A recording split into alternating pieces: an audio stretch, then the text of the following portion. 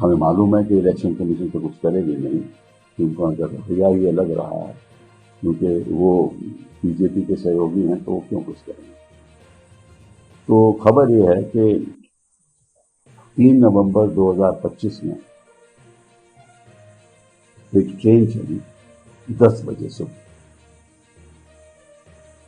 वो ट्रेन करनाल से चली और पानीपत से होते हुए बरौनी गई।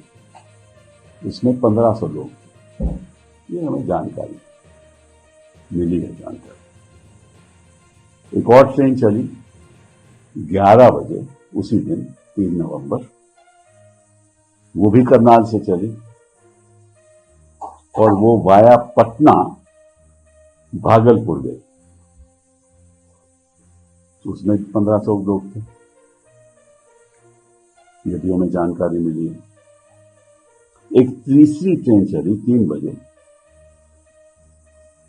और एक चौथी ट्रेन चली वो भी 4 बजे, और दोनों वो ट्रेन 3 और 4 की गुरुग्राम से चली और पटना होती हुई भागलपुर गई।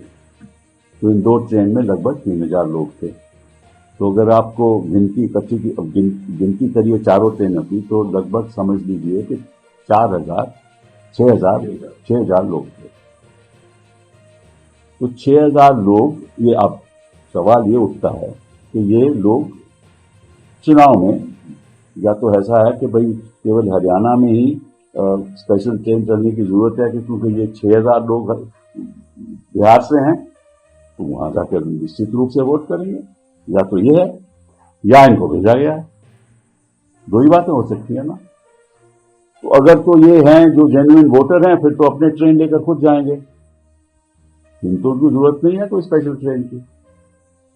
और अगर वाकई में वहां गए हैं, जो करना, जो उनका प्लान है, जिस वजह से वहां पहुंचाया गया है, तो आपको भी मालूम है और हमें भी मालूम है।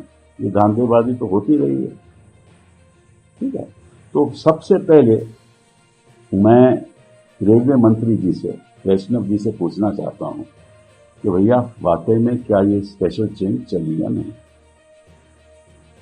इनकी जवाबदेही तो बनती है ना।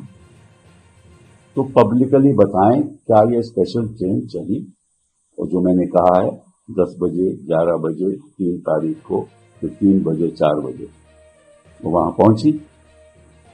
और अगर ये चली तो सरकार ने स्पेशल ट्रेन हरियाणा से क्यों चलाया, जब छठ में तो चला नहीं पाए, यहां ट्रेन चला रहे हैं। ठीक है।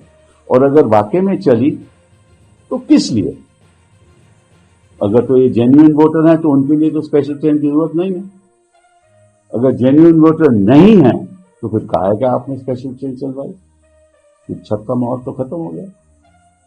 ये सवाल तो रेलवे मंत्री जी बताएंगे ना, हमें अवगत करेंगे कि सही क्या बात है, नहीं है।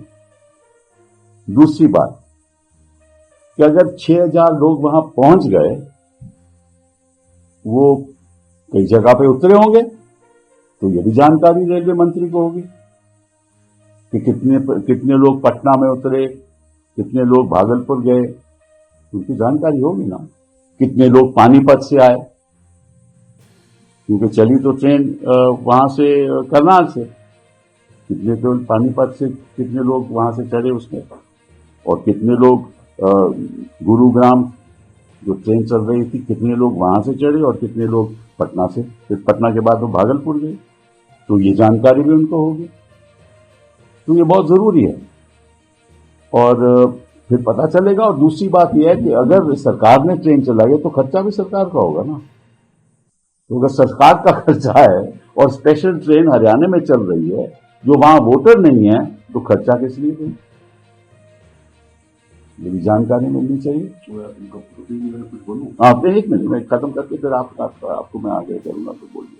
दूसरी बात, तो अगर खर्चा सरकार नहीं कर रही तो कोई ट्रेन बुक भी हो रही है, तो क्या ये बुकिंग किसने की? कोई पॉलिटिकल पार्टी ने की, इनके सहयोगियों ने की, जेडीयू ने की, या भाजपा ने? मुझे नहीं मालूम।